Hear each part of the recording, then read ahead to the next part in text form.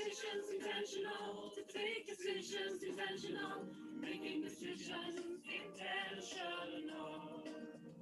Make decisions intentional, to take decisions intentional, making decisions intentional.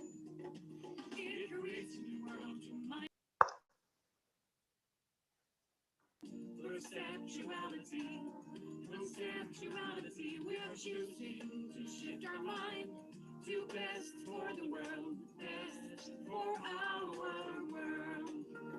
Make decisions intentional, take decisions intentional, making decisions intentional. Make decisions intentional, take decisions intentional, making decisions intentional.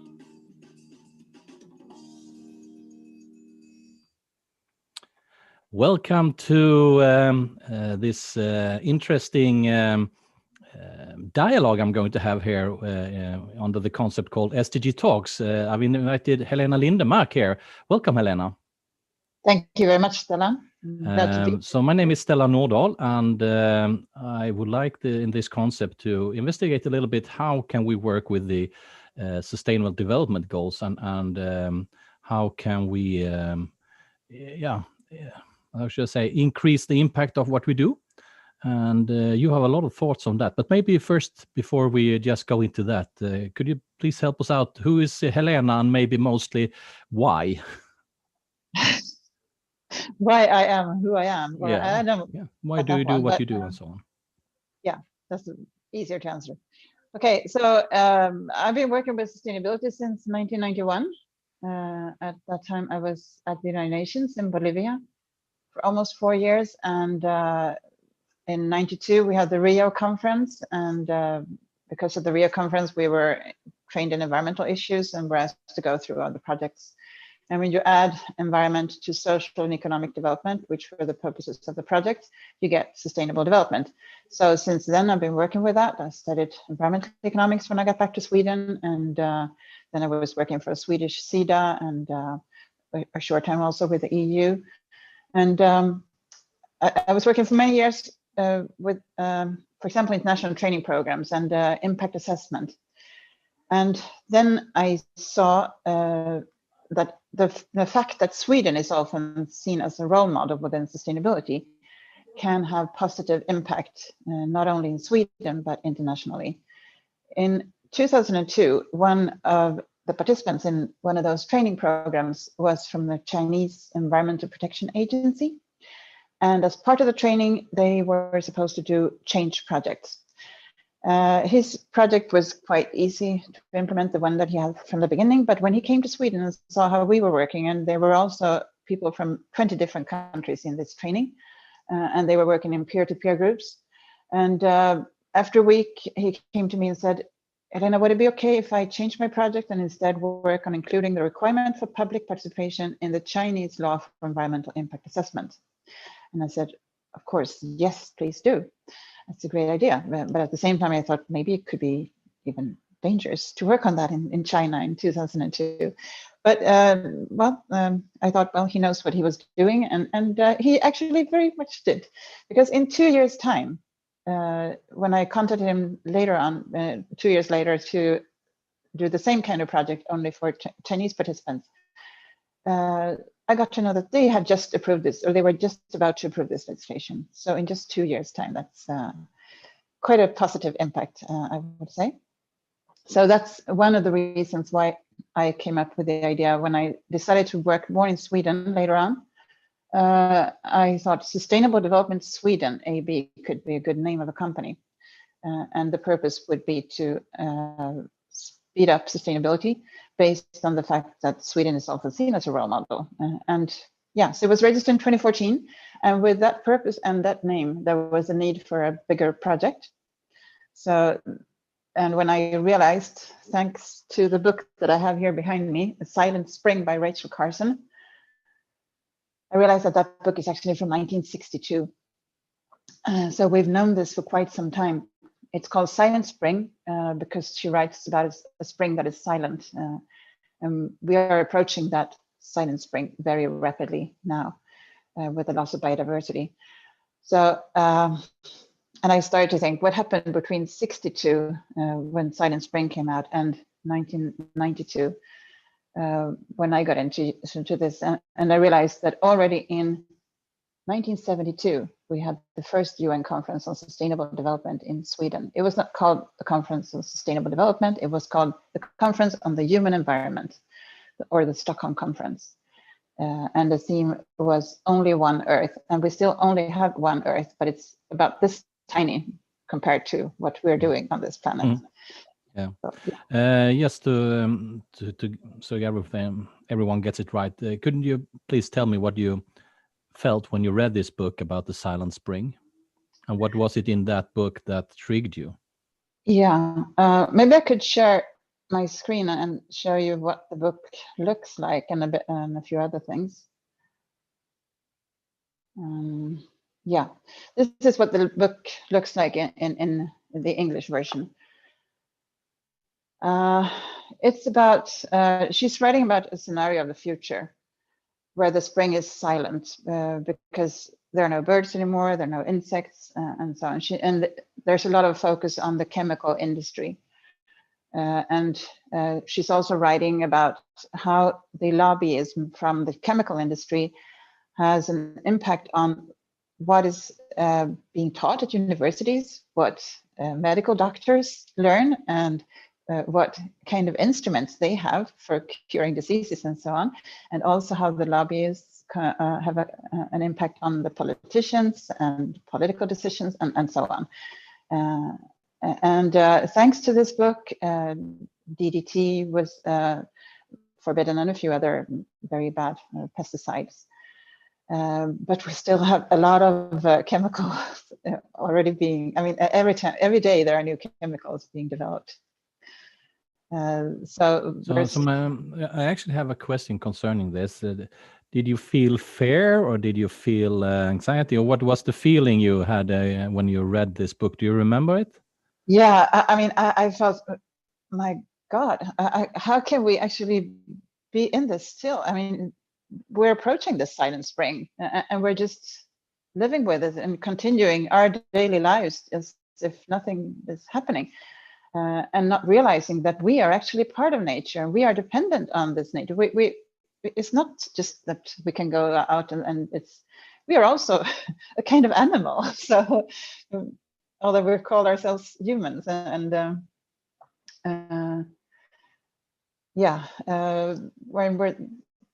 we should definitely take care of nature, because we are dependent on it, and that's what I realized. And I thought, why haven't we come any further? So, and that's when I started to think about that the night that I realized that we had the first UN conference on sustainability in Stockholm in 1972. Yeah, and there is the picture of that. Yeah. If you end the presentation for a while, we can come back to the presentation. You don't have to end the presentation. You have to end the share screen. Okay. And, so we can talk a little bit about this. I guess I don't know how old you were when the conference was, but this was a year before I was born. Do you find the end share screen button? Super. Yeah. So this was a year before I was born. So it was actually already before I came in onto the planet. Already at that point, it was on the agenda. So my whole life has actually been on the agenda. It has been on the agenda at some level. And just to talk a little bit about what they did on the conference, because there is material that is still out there, I guess, some speeches and talks from the occasion in 1972. We also, you and I met, maybe you met more people, but I at least met two people that has been part of the conference in 72. And they also told me that it was a frontier conference. But the question is it still a frontier conference? I guess it is. Yeah, I mean, what I did when I realized this fact, that one of the main reasons, or one of the reasons why Sweden is usually seen as a role model, is that we had very brave politicians at that time who took the initiative to arrange the first UN conference on sustainable development. or on the human environment. Thanks to the conference, the UN Environment Program was formed, UNEP. Yeah, I mean, without that conference, we wouldn't have had the SDGs, we wouldn't have had the climate agreement, or most probably not where we are now. So, and what I did when I realized this, and I wanted to develop this project, the 2022 initiative, I started to interview people who were involved in the conference back in 1972. Many of them are not alive anymore. But for example, I talked to Jan Mårtensson and had interviews with Göran Bäckstrand as well, and a few others who are now 80 plus. In their ages, yeah. So what I'm thinking of here is that, yeah, I mean, you mentioned 2022 initiative. Maybe we should just tell the audience here a little bit about that idea, because you had this idea that how can we take the sustainable development goals, how can we take all the efforts that have been done, and also the legacy of the 72 conference and make something good out of it, and also enhance and increase the impact of what is already done, and also speed up. So tell us a little bit about what the idea is all about, the 2022 idea.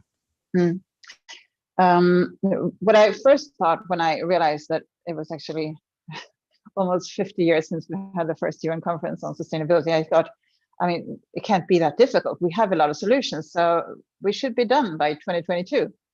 But then I realized that, okay, it's tricky. It's more difficult. Although we have the solutions, we just can't get it done. At least I thought we can come far by 2022. And the year after, we had the agreement on the 2030 agenda with the Sustainable Development Goals, and also the climate agreement in 2015.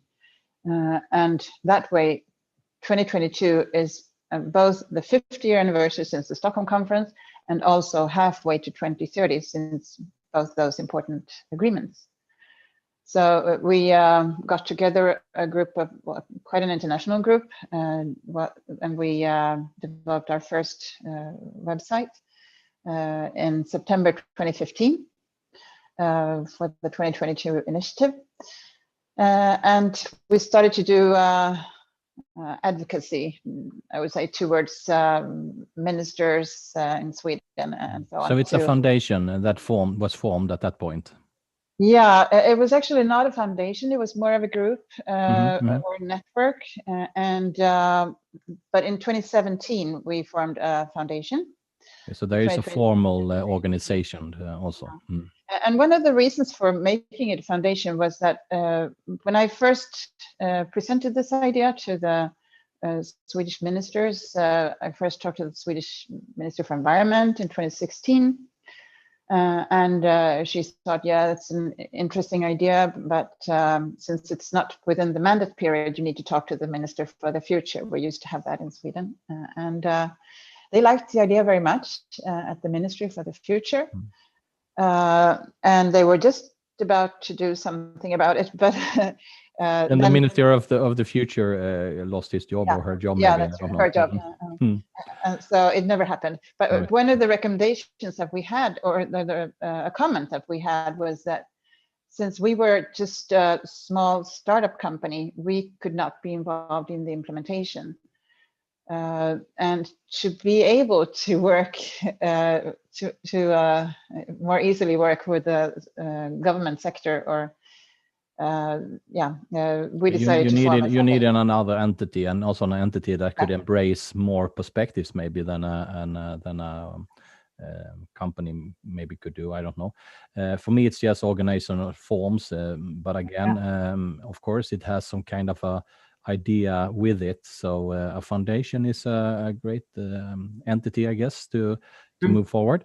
And you have moved forward during the years, and so First, yeah.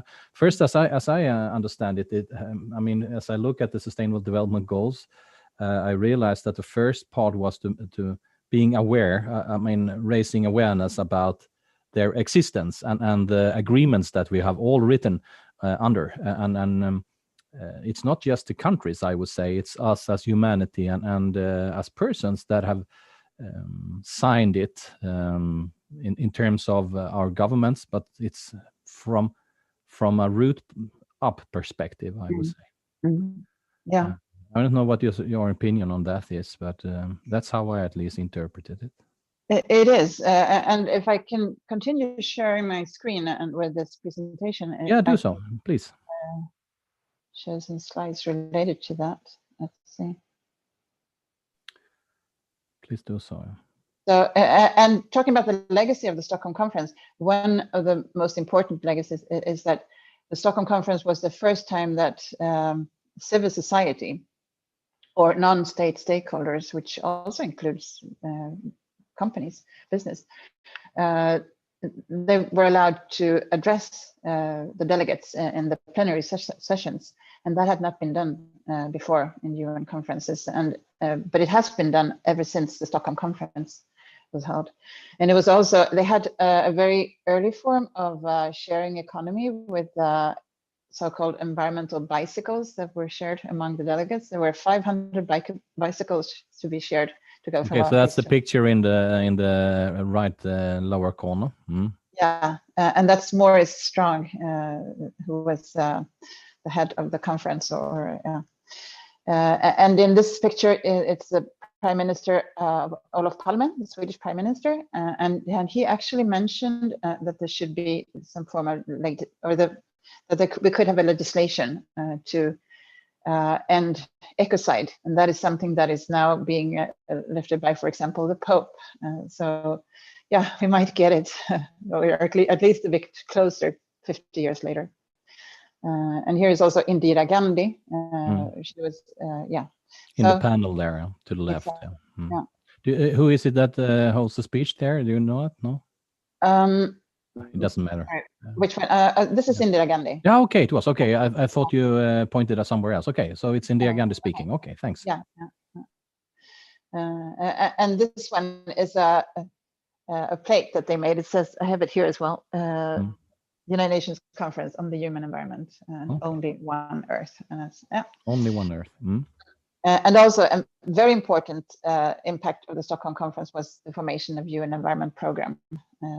That is also going to be 50 years in next year. So in 2015, we had these two major agreements. Finally, we know where we want to be in 2030 and beyond.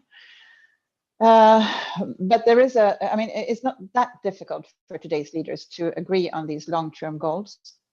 But to get action now, we need milestones. And since in 2022, we're actually going to be about halfway. It's time to step up. It's time to step up. We're definitely not halfway in the implementation. So our proposal to the Swedish government now, after we had the elections again, we had a meeting with the Secretary of State to the. So this is 3 years ago or something now, 2018, 2019. In June 2019. Okay. We had a meeting with the Secretary of State to the Swedish Prime Minister and to the Swedish Vice Prime Minister, and proposed more or less this. We didn't have, of course, the pandemic safe part then, so that is added, but we proposed that there should be a Stockholm plus 50 conference, and also conferences all around the world that are connected to the Stockholm conference, so that we can get more engagement all around the world where people actually live, and lower CO2 emissions from traveling. And today it would also be more pandemic safe. And our proposal was also to not only have Stockholm would be a major hub, obviously, and Nairobi. And engage people. And Nairobi, is that see some of the names there are in bigger text. It's right. A purpose behind, I guess. Yeah, because Nairobi is where the headquarters of UNEP is located. So there, and UNEP is also celebrating the 50th anniversary Okay, so UNEP is what was formed after the conference to deal with climate issues. Not only climate, Not but climate. Environment. Okay, sorry, environment. Sorry. And Rio is also a bit larger because it's also going to be the 30-year anniversary since the Rio conference. Important conferences have also been held in Johannesburg, Paris, New York, and so on. So yeah, a lot of things to celebrate in case we get somewhere. At the 2020 Initiative Foundation's second birthday, so to say, we published an article and related it to the climate conference that was coming up just after that in November 2019. And just 5 days later, the Swedish government decided that they wanted to do this Stockholm Plus 50 conference. Yeah, that's great. So here is an interesting thing, I guess, because this is an idea from one person from Stat, and you formed some kind of a entity or a community that wanted to make this happen. I mean, ordinary citizens, I would say. I don't know exactly what you've done before, but I see you as a normal citizen with, of course, an interest in specific topics that are related to this. But this is the impact you can really have on how those issues and topics are moved forward. So of course you can always do your own stuff at home, and that's super important. Yeah, and you can always do within your organization all the parts that organization, specific organization, can make a difference. But you can also impact others in terms of the action. I really love that. And I mean, it's been tricky. It's taken many years, and I've dedicated a lot of time to this. And one person that I've been talking to now and then is Jan Eliasson, and he always he quotes many times Alva Myrdal, who said that you should never give up, more or less. Yeah. It's always too early to give up. Right. Yeah. Yeah, that's right. Okay, so at that point, the Swedish government decided, and this is just the month before the pandemic struck us, and they accepted a digital conference. That's interesting because now they didn't really accept them. They weren't really into the digital part. Yeah, they weren't. No, okay, because that was still impossible at that point. Yeah, at that time they were still thinking about a physical conference in Stockholm. So this is with a lot of meetings with them since then. And yeah. So what I'm thinking here is that what was totally more or less impossible in 2019 was then at some point just. Sorry. I'm just thinking here, and also actually we have this Zoom account for a lot of different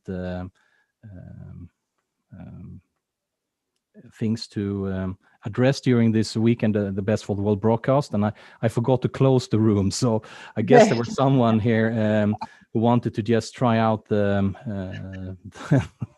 link. Sorry, what I was thinking of was more or less that what was totally impossible in 2019, more or less, that why should anyone attend a digital conference, is I would say a little bit more than a year later, now fully accepted and probably seen as why should we do something else? And that's interesting. Yeah, it is. So thanks to the pandemic, we know that we can do a lot of things at the same time, and we can get a lot of impact, and we can work together and work digitally. So I mean, that has definitely been exponential. And also, I wanted to add that thanks to the fact that we formed this 2020 Initiative Foundation, we were allowed to present a proposal or to comment on the Swedish 2030 Agenda delegation. So our proposal, more or less, as I mentioned, well, with this digital outreach and so on, is in a document on the Swedish ministry's or Swedish government's website. So that would not have been possible as a small startup company to do that. And now well, due to the pandemic or thanks to the pandemic, I don't know, we have had a lot of conferences that have been delayed or held digitally. So the UN Environment Assembly should have been held in February this year in Nairobi, but it's been divided into two parts. One that was held this year, UNEA 5.1, that was only digital, and then there will be a second one, UNEA 5.2. And at that time, it will be next year in February, March. Then they will also celebrate that UNEP is also 50 years, and it's called UNEP at 50. And we have, a lot of other conferences. I'm also thinking here, because then it maybe we should end the presentation for a while and we can talk a little bit about this, because here we have a super opportunity right now to make people engaged in this journey. So not only watching it on the telly or see how people what they do, it's also a possibility to engage directly in those conferences, I guess. So I hope that you and different departments and parts and how, I don't really know how exactly how UN is organized, but really take the opportunity to engage people in all parts. And I also know that that is also what you have been doing during the last year to engage more people in the dialogues and prepare by doing that, preparing for the high-level conference that it will be. It's set to be a high-level conference in 2022 then in Stockholm. What high level means, I don't know exactly, but it probably means that ordinary people like you and me won't be able to attend fully, but we could at least do dialogue meetings in beforehand, and also during the conferences we could also have engaged dialogues and so on. Yeah, there are usually a lot of side events and parallel conferences to UN conferences. So one idea that we're working on, or that might not only be an idea very soon, but just something real, is to arrange a parallel conference that we so far call We the People's Conference. Because the Charter of the United Nations starts with "We the people of the United Nations," so that would be super. So there is a lot of possibilities arising here, I guess, and also, I mean, we have had a year of change, and a lot of that change, for some reason, it seems like it came from the outward, but it's something that has been underneath the surface for a while. But we can at least say that the next coming year of change, it's something that we intentionally can choose and also arrange those kind of dialogues. I mean, we don't need less awareness and consciousness in the world. We'll need more, and we also need people to engage and relate to each other. So maybe we should see if we can wrap this a little bit up, and I have some questions for you, as you have engaged in those topics for quite a while. You have, as I see it, made people stepping up. You have pushed it forward. You have, through this foundation, also made the Stockholm Conference 50 plus. Plus 50, sorry. I beg your pardon?